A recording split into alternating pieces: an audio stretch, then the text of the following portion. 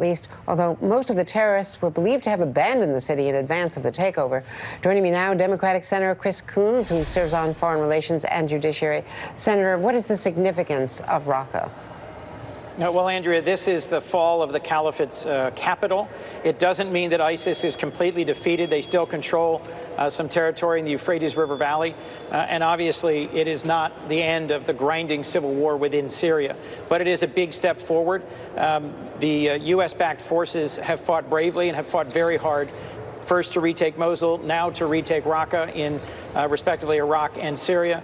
And I think we should all take some encouragement in the fact that this deadliest and most lethal of terrorist organizations is losing ground rapidly.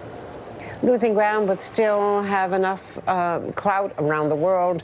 We saw what happened in Niger. We see the tentacles of ISIS hooking up with other terror groups as well.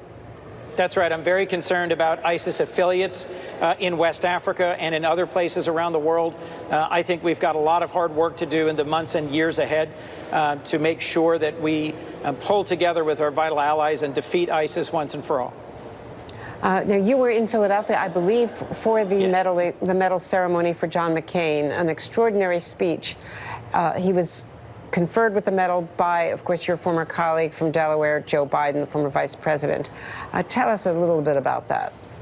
Well, Vice President Biden told a whole series of stories about their traveling together, their work together. That was a reminder of how bipartisanship was much more common, much more typical among senior senators just a few years ago rather than today.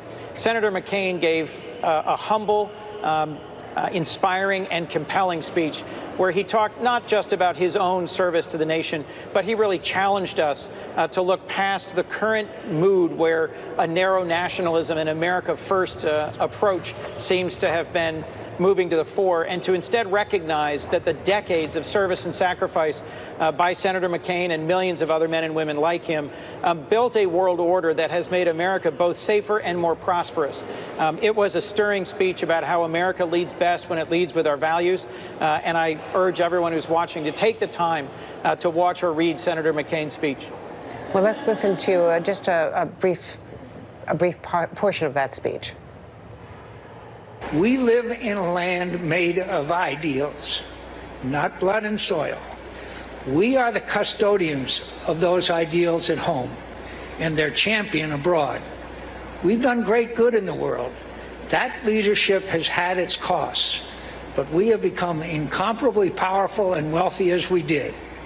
We have a moral obligation to continue in our just cause, and we would bring more than shame on ourselves if we don't.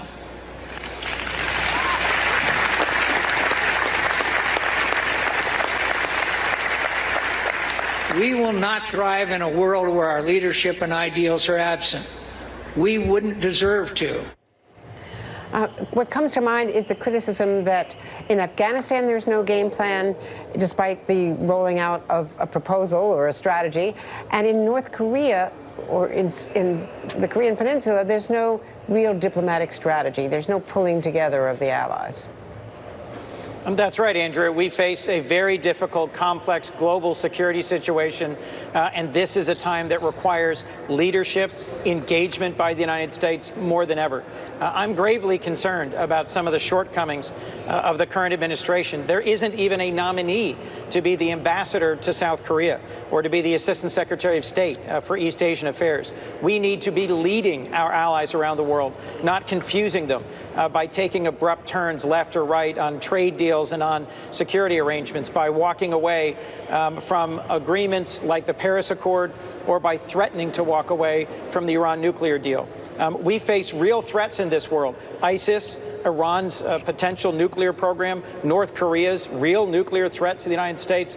These are all challenges that we will be best served if we join forces with our vital allies and lead in a global effort rather than bickering here in Washington and trying to put our head in the sand and say that the world will somehow be safer without American leadership.